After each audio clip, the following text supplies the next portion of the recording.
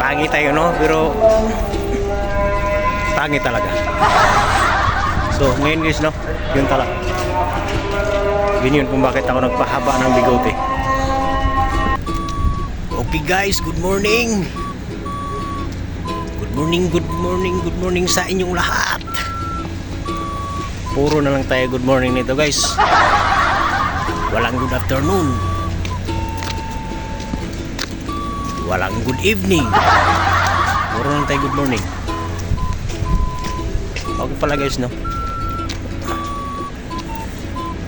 Maraming salamat sa mga viewers, no?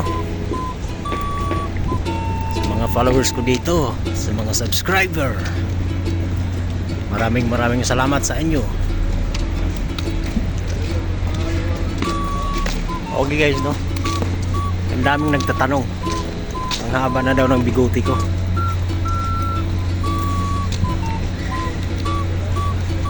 Ito yung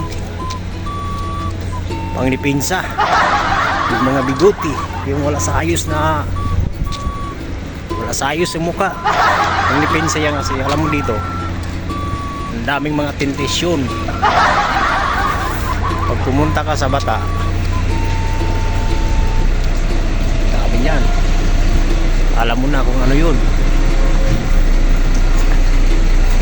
Kailangan ako makaipon.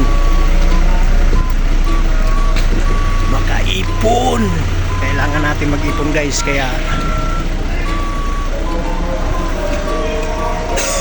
bulaklak. Sa nag-comment siya, no, kung bakit pinahaba ko to. Ito talaga yung gusto ko. Papahabain ko pa to dito. At saka iwas na rin sa mga babae. Kahit pangit tayo, no, pero pangit talaga. So ngayon guys, no, yun talaga. Yun kung bakit ako nagpahaba ng bigote. Pag makapunta ka sa bata, ang daming mga babae doon. Kaya ayaw ko ng ganun. Pare, good morning. So ngayon guys, pagpunta naman tayo doon, sasakay naman tayo, walang katapusan to.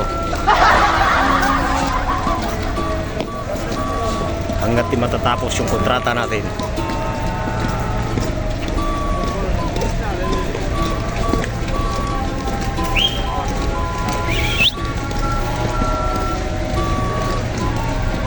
Okay guys, so, ang daming nag-raincoat.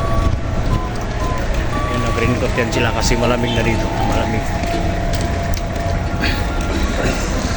Tayo, kaya pa naman. Huwag muna. Di pa kailangan.